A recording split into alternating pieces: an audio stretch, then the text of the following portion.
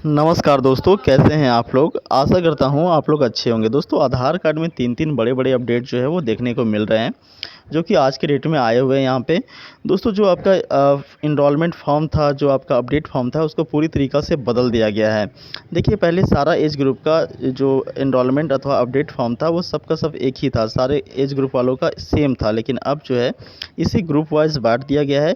0 से 5 वर्ष के आयु के जो लोग हैं, उनके लिए अलग से एनरोलमेंट अपडेट फॉर्म लाया गया है। वहीं दोस्तों 5 से लेकर के 18 वर्ष के आयु के लोग हैं, उनके लिए अलग से एनरोलमेंट फॉर्म लाया गया है। जबकि दोस्तों 18 वर्ष से ऊपर के आयु के लोगों के लिए अलग से एनरोलमेंट अथवा अपडेट फॉर्म लाया गया है, ठीक है। तो मैं तीनों प्रकार का जो फॉर्म लाया गया है दोस्तों, उसको आपको स्टेप बाय स्टेप भर के सिखाऊंगा कि भाई कैसे भरा जाता है और कैसे आपको जा कर के एनरोलमेंट करवाना है, कैसे आपको अपडेट करवाना है। दोस्तों, आज की इस वीडियो में मैं आपको बताने वाला हूँ 5 से 18 वर्ष के आयु वर्ग वाला जो आपका एनरोलमेंट अथवा अपडेट फॉर्म होता है, उसको आप कैसे भर सकते हैं। तो यहाँ पे साथियों आप देख पा रहे होंगे, ये आपका फॉर्म है आधार एनरोलमेंट अपडेट फॉर्म और एज ग्रुप है चाइल्ड 5 to 18 ईयर्स, यानी कि 5 से 18 वर्ष के आयु के वर्ग लोगों के लिए, ठीक है। यहाँ पे देखिए बताया गया है, please follow the instructions overleaf while filling up the form use capital letters only. आप फॉर्म में जहाँ पे भी दोस्तों भरेंगे, आपको केवल कैपिटल लेटर ही भरना है, स्मॉल लेटर्स में नहीं भरना है, ठीक है। अब देखिए पहला पॉइंट में बोला गया है न्यू एनरोलमेंट और अपडेट। तो यदि आप न्यू एनरोलमेंट करवाना चाहते हैं, नया आधार कार्ड बनाना चाहते हैं, तो यहाँ पे इस चेक बॉक्स में टिक कर दें, अन्यथा फिर अपडेट वाला चेक बॉक्स में आपको टिक कर देना है, ठीक है। दूसरा में देखिए बोला है रेसिडेंट इंडियन, यदि आप भारतीय हैं तो इस वाले चेक बॉक्स में आपको टिक कर देना है। अन्यथा दोस्तों आप एनआरआई कैंडिडेट हैं, भारत के बाहर से हैं, तो यहाँ पे इस चेक बॉक्स में आपको टिक कर देना है, ठीक है। अब देखिए तीसरा वाला केस में बोला गया है इन केस ऑफ अपडेट।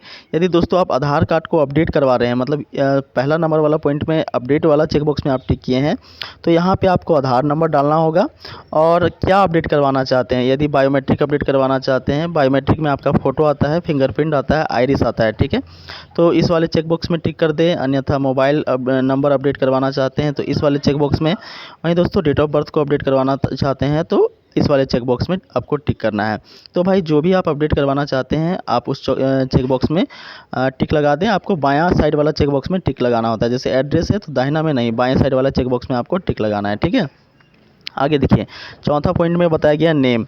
तो आपका जो भी नाम होगा दोस्तों, आपका आधार कार्ड के अनुसार से, आपका मार्कशीट के अनुसार से वो नाम यहाँ पे डाल दें। लेकिन मैं आपको फिर से एक बार बता दूं, कैपिटल लेटर में कहा गया है, सो आपको कैपिटल लेटर में डालना है, ठीक है। आगे देखिए पाँचवा में baby registration number as per birth certificate with name. तो यहाँ पे कुछ भी आपको डालने की आवश्यकता नहीं है। छठा में आपसे जेंडर पूछा गया है, तो जेंडर में मेल होंगे तो इस वाले चेक बॉक्स में, फीमेल अथवा ट्रांसजेंडर जो भी होंगे दोस्तों आप अपना एक बार टिक कर लीजिएगा। सातवां में पूछा गया एज, ठीक है। तो यहाँ पे आपको दिन डाल देना है, यहाँ पे महीना और यहाँ पे साल डाल देना है, ठीक है। उसके बाद यहाँ पे डिक्लेयर का चेक बॉक्स बना है, डिक्लेयर वाले चेक बॉक्स में आपको टिक कर देना है, ठीक है।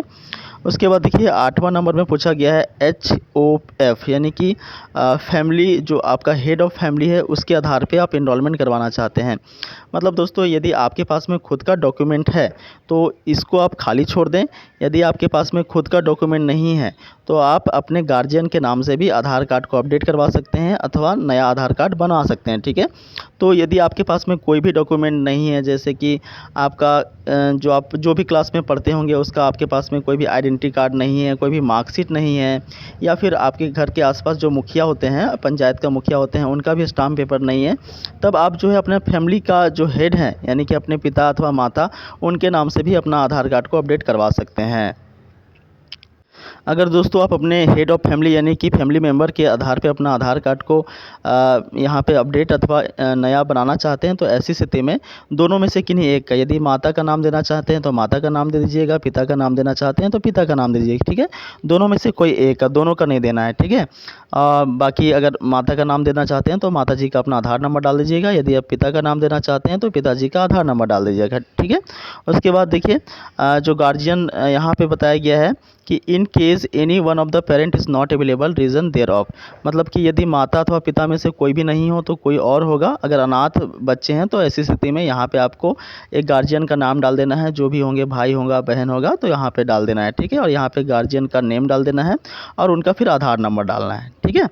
उसके बाद दोस्तों यहाँ पे देखिए ये सब आपको खाली छोड़ देना है उसके बाद 9th में बोला है डॉक्यूमेंट बेस्ड इनरोलमेंट। ठीक है, मैं आपको पहले ही बता चुका हूँ कि आपके पास में यदि डॉक्यूमेंट नहीं है तब इस वाले फॉर्म को भरना है, ये जो 8वां कॉलम है उसको भरना है। यदि आपके पास में खुद का डॉक्यूमेंट है दोस्तों, फिर आप 8वां कॉलम को छोड़ दें, 9वां में सीधा आ जाए। यहाँ पे देखिए डॉक्यूमेंट बेस्ड इनरोलमेंट बोला गया है। तो सिंपली दोस्तों यहाँ पे आपको प्रूफ ऑफ आइडेंटिटी जो भी आपके पास में होगा वो दे देना है। जैसे आपके पास में आइडेंटिटी कार्ड होगा या फिर बर्थ सर्टिफिकेट होगा, ठीक है, तो जो भी होगा, या फिर मार्कशीट होगा, तो जो आप होगा आपके पास में आप दे दें। दोनों जगह पे आप सेम ही दे सकते हैं।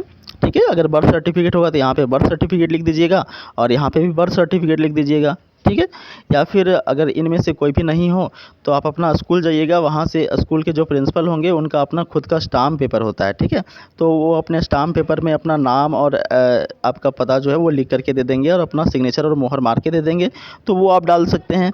अन्यथा दोस्तों आप अगर मुखिया आपका होगा आपके गांव का, तो उसके पास में जाना है, उनके पास भी अपना खुद का स्टाम्प पेपर होता है, वो भी अपना स्टाम्प पेपर में वेरीफाई करके आपको दे देंगे। ठीक है, उसके बाद यहाँ पे अपना डेट ऑफ बर्थ डाल दें। यहाँ पे देखिए आप अगर हाउस नंबर है तो वो डाल दें, लैंडमार्क है तो डाल दें, नहीं है तो कोई दिक्कत नहीं है। यहाँ पे अपना विलेज लिख लें, यहाँ डिस्ट्रिक्ट, यहाँ ईमेल आईडी, उसके बाद मोबाइल नंबर यहाँ सही सही डाल लेंगे दोस्तों। उसके बाद देखिए स्टेट यहाँ पे डाल लेना है, पिन कोड यहाँ डाल लेना है, जबकि पोस्ट ऑफिस का नाम यहाँ पे, और बाकी area, locality, sector, street, road, line आप खाली छोड़ना चाहें तो आप खाली छोड़ सकते हैं, कोई दिक्कत नहीं है। ठीक है, अब देखिए यहाँ पे बोला गया है 10वां में demographic document update, right names of the documents, refer UIDAI website of list of document. तो मैं आपको पहले ही बता चुका हूँ कि आपके पास में जो भी डॉक्यूमेंट होगा आप दे सकते हैं। जैसे देखिए प्रूफ ऑफ आइडेंटिटी, इसके लिए आप जो है आपके पास में वोटर ID कार्ड हो गया, बर्थ सर्टिफिकेट हो गया, या स्कूल या कॉलेज का कोई आइडेंटिटी कार्ड हो गया, तो यहाँ पे आप दे सकते हैं। ठीक है, डेट ऑफ बर्थ के लिए आप बर्थ सर्टिफिकेट दे सकते हैं।